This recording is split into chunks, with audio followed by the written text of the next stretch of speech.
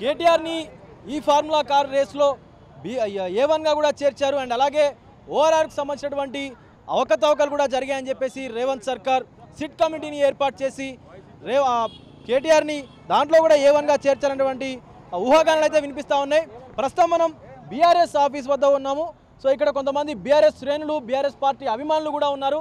So వాళ్ళని అడిగి తెలుసుకుందాం, అసలు కేటీఆర్ను నిజంగా అరెస్ట్ చేసేటువంటి అవకాశం ఉందా, ఒకవేళ అదే నిజమైతే వాళ్ళు ఎలా ఫీల్ అవుతున్నారు, అసలు వాళ్ళు ఏం చేయదలుచుకున్నారు అనేది కూడా అడిగి తెలుసుకునే ప్రయత్నిద్దాం. అన్న, మీ పేరు?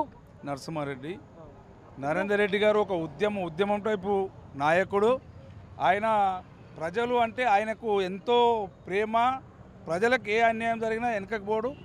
ప్రజల కోసం ఎంతటి వరకు ఆయన పోరాడతాడు. ప్రజల కోసం ఇంకా ఇంకా ఇంకా ముందు ఇంకా కేసులు అయినా భయపడ్డాడు. నరేందర్ రెడ్డి అనేటువంటి ఒక ఉద్యమం ప్రజల కోసం. ఇప్పుడు కొడంగల్ విషయం పక్కన ఉంచితే ఈరోజు బీఆర్ఎస్ శ్రేణులకి బ్లాక్ డేగా కూడా చెప్పుకున్నారు. ఎందుకంటే ఒకవైపు ఫార్ములా ఈ కార్ రేస్లో కేటీఆర్ గారిని A1గా చేర్చారు, మరోవైపు కూడా ఓఆర్ఆర్కు సంబంధించినటువంటి టెండర్ల విషయంలో కూడా అవకతవకలు జరిగినాయని కూడా చెప్తున్నారు. కేటీఆర్ గారిని అరెస్ట్ చేస్తే మీరు ఎట్లా స్పందిస్తారు? ఏంది? కేటీఆర్ గారిని అరెస్ట్ అయినా కూడా ఏమవుతుందండి? పసలేని కేసు, అందులో ఏం లేదు. ఉత్త డంబచారం చేసి అది ఇది అని చెప్పేసి చేద్దాం అనుకుంటారు తప్ప అందులో ఏమీ లేదు. ఆయన కేటీఆర్ గారు అరెస్ట్ అయినా కూడా ఏమీ ఒరిగేది ఏం లేదు. లాస్ట్కి ఆయనకి చాలా క్లీన్ చిట్తో బయటికి వస్తాడు, అంతకుమించి ఏం జరగదు. ఆయన ఉత్త లేనిపోని అబాండాలు వేసి టైంపాస్ చేస్తుండు. ఎందుకంటే ప్రజలు ఆయనని వ్యతిరేకిస్తారు కదా, ఇలాంటి టైంపాస్లు చేస్తే ఏదో ఇప్పుడు డైవర్షన్ పాలిటిక్స్ అని మీరు అంటారు. మరి వాళ్ళు 1 ఇయర్ కంప్లీట్ చేసుకున్నాం, మేము మంచిగా పరిపాలిస్తున్నాం అని చెప్పి విజయోత్సవ సభలు కూడా ఏర్పాటు చేసుకొని చెప్తా ఉన్నారు. దానిపైన ఏమంటారు మీరు? ఓన్లీ కాంగ్రెస్ వాళ్ళే చేసుకుంటారు విజయోత్సవ సభ, ప్రజలు ఎవరు చేసుకుంటలేరు. మీరు ఒకసారి గ్రౌండ్లో రిపోర్ట్ మీకు తెలిసి ఉంటుంది. ఓన్లీ కాంగ్రెస్ శ్రేణులు, సగం మంది కాంగ్రెస్ వాళ్ళు కూడా చాలా చాలా చాలా చాలా ఏమంటారు, వాళ్ళ కార్యకర్తలే అంటే లైక్ హ్యాపీ లేరు. ఏంటంటే మాకు అనవసరమైన ముఖ్యమంత్రి నన్ను పెట్టినాము, మాకు ఎటు గత్యంతరం లేక ఇలాంటి ముఖ్యమంత్రిని పెట్టినామని చెప్పేసి వాళ్ళు అనుకుంటారు, అంతే తప్ప ఇదంతా టైంపాస్ కేసులు, ఇవన్నీ టైంపాస్ కేసులే. ఇది కూడా ఒకటి ఏం లేని దానికి ఇప్పుడు ఆయన చేయని దానికి చేసిడని చెప్పి నరేందర్ రెడ్డి గారిని అరెస్ట్ చేసిరు కదా. ఇప్పుడు ఏంది, క్లీన్ చిట్తోనే వస్తుండు, అయిపోయింది.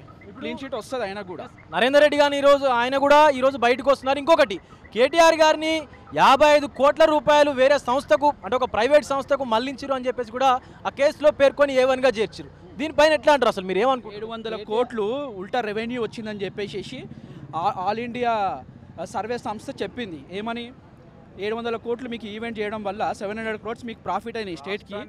ఈ రాష్ట్రానికి ప్లస్సే అయింది తప్ప మైనస్ ఎక్కడ కాలేదు కదా. అది కొంచెం సెన్స్తో ఆలోచిస్తే బాగుంటుంది. సెన్స్ లేని విషయాలు ఇవన్నీ. You have to be sense. They don't have any sense to put this case. ఇంకొకటి, కర్ణాటకలో కూడా ఇదే తరహాలో ఈ కార్ రేస్ జరపాలని చెప్పేసి కూడా వాళ్ళు ప్రతిపాదించారు ఆ రాష్ట్ర సీఎం. అండ్ గతంలో కూడా తెలంగాణలో జరిపి అయిపోయింది. ఇప్పుడు ఇక్కడ సెకండ్ స్టేట్ ఈ కార్ రేస్ అవ్వడం అనేది అది చాలా మనము హ్యాపీగా ఫీల్ అవ్వాలి. ఎందుకంటే అత్యున్నత స్థాయికి మన స్టేట్ పోతుంది కాబట్టి అది ఆలోచించకుండా ఇదయింది అదయింది తోటకూర తొక్క అయింది అని చెప్పి పిచ్చివన్నీ చేస్తున్నాడు. కానీ అదంతా వేస్ట్, ఆయన టైం వేస్ట్ ఇదంతా. ఎందుకంటే అంతా క్లీన్ చిట్తో ఆయన రావడం జరుగుతుంది. ఇది మీరు ముందు చూస్తుంటారు అంతే. కేటీఆర్ గారిని కూడా అరెస్ట్ చేస్తా అని చెప్పేసి అంటున్నారు. మరి కేటీఆర్ని కూడా అరెస్ట్ చేస్తే ఏంది పరిస్థితి? కేటీఆర్ని అరెస్ట్ చేస్తే తెలంగాణ మొత్తం కింద మీద అవుతుంది. ఎందుకంటే ఇప్పుడు తెలంగాణ ప్రజలకు ఆయన అపోజిషన్లో ఉన్నారు కాబట్టి ఆయన గొంతు ఒక్కనికే ఈ రేవంత్ రెడ్డి గారు పనిచేస్తున్నారు. చాలా తప్పు ఇది. ఎందుకంటే రాజ్యాంగాల ఎవరి హక్కులు వాళ్ళు అడిగే హక్కు ఉంది కాబట్టి మన హక్కులని అది తుంగలో దొక్కుతున్నాడు, రాజ్యాంగాన్ని తుంగలో దొక్కుతున్నాడు. కాబట్టి రాహుల్ గాంధీ అది సంవిధానం పుస్తకం పట్టుకొని అంబేద్కర్ గారి ఒక రాజ్యాంగాన్ని, మేము రాజ్యాంగాన్ని కాపాడుతున్నామని చెప్తున్నాడు. కానీ ఇక్కడ తెలంగాణలో అయితే రాజ్యాంగాన్ని ఆ తొంగలో తొక్కుతున్నారు. కాబట్టి ఈ రేవంత్ రెడ్డి ఇటువంటి పనులని మానేసుకోవాలి, మంచిగా ఉంటుంది. ప్రజలు అవకాశం ఇచ్చిండు, అభివృద్ధి గురించి పని చేయాలి. కానీ కేటీఆర్ పైన, మా నరేందర్ రెడ్డి పైన, కేసీఆర్ పైన మాట్లాడడం తప్పని అంటున్నారు. ఒకవేళ కనుక అరెస్ట్ అయితే పరిస్థితి ఏంది? కేటీఆర్ అరెస్ట్ అయినా ఈ రాష్ట్రం అల్లకోలం అవుతుందండి. ఫస్ట్ ఆఫ్ ఆల్ బీఆర్ఎస్ శ్రేణులే కాకుండా సామాన్యమైన ప్రజలందరూ కదులుతారు. అట్లాంటి వ్యక్తి కేటీఆర్. ఇంకోటి, కేటీఆర్ ఈరోజు స్పష్టంగా అసెంబ్లీలో చెప్పారు, నిజంగా ఈ ప్రభుత్వానికి దమ్ముంటే అసెంబ్లీలో చర్చ పెట్టుమను. ఈ రేస్ గురించి చర్చ ఎందుకు పెట్టలేరు? మేమే చెప్తున్నాం కదా, చర్చ పెట్టుమని లెటర్ రాసినాం. స్పీకర్కి. దమ్ముంటే అది చర్చ పెట్టాలి కదా, తప్పే జరుగుతా ఆడ నిరూపించు, అప్పుడు హ్యాపీగా అరెస్ట్ అవుతారు కదా. సో ఇవన్నీ డైవర్షన్ పాలిటిక్సే తప్ప ఈయన చేసింది ఏమీ లేదు. ఇప్పుడు గతంలో కూడా కేటీఆర్ గారు చెప్పారు, నన్ను అరెస్ట్ చేసుకో, దమ్ముంటే నన్ను అరెస్ట్ చేసుకొని నేను పోయి హాయిగా జైల్లో కూర్చొని యోగాలు చేసుకుంటా అని చెప్పాను.